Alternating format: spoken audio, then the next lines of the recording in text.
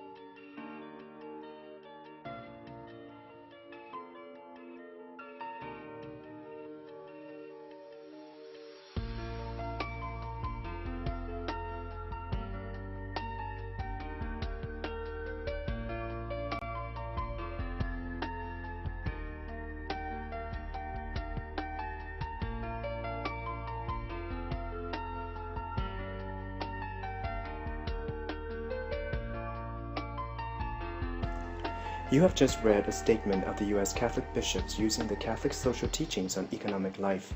Although the global financial and economic crises of 2007 to 2009 has ended, poverty continues to be the plight for many families. 15% in the U.S. remains poor, and 40% in the world who lives on less than $2 a day. Compared to poor countries, the U.S. has the infrastructure and resources to solve domestic poverty. That should encourage us to work more toward reducing poverty. In order for that to happen, I suggest to you the concepts of solidarity and subsidiarity from the Catholic social teachings. What is solidarity? It is a word used to mean that there is a sense of common good that binds us together naturally and supernaturally.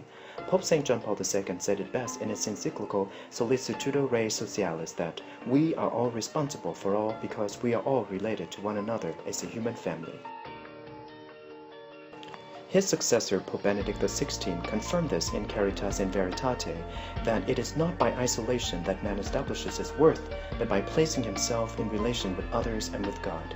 It is this keen sense of connectedness with other humans that stirs in us that sense of duty to give them the necessities of the body. An example of solidarity would be the work in the field of human socio-economic development of Paul Farmer's Partners in Health, where they commit to bring the best healthcare to its patients with a priority on the very sick and poor, and in that they work for the structural changes that will erase the wounds of inequality between the rich and the poor. Catholic social teaching uses subsidiarity principle to explain that larger institutions in society should not overwhelm or interfere with smaller or local institutions. Yet larger institutions have essential responsibilities when the more local institutions cannot adequately protect human dignity, meet human needs, and advance the common good. The ineffectiveness of top-down government can be seen in the examples of ex-President Jimmy Carter's project in 1991 in Atlanta, called TAP to eliminate poverty, or the Catholic Relief Services (CRS) working in Rwanda since 1960 and still could not prevent the Rwandan genocide which happened in 1994.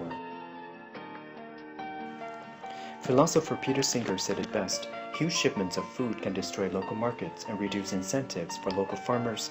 Instead, we should help local organizations develop social structures for people to earn their own money, produce their own food, and meet their own needs in a sustainable manner and by their own work. Solidarity without subsidiarity can easily turn into a welfare state, while subsidiarity without solidarity runs the risk of encouraging forms of self-centered localism. If these two principles give us hope, then we must act on them by participating in the process of making them a reality politically and personally, rather than lofty ideals to be admired. There are many ways we can participate, and one of them can be done through this general election. Together with a new president, poverty reduction can occur locally, nationally, or globally, depends on our participation.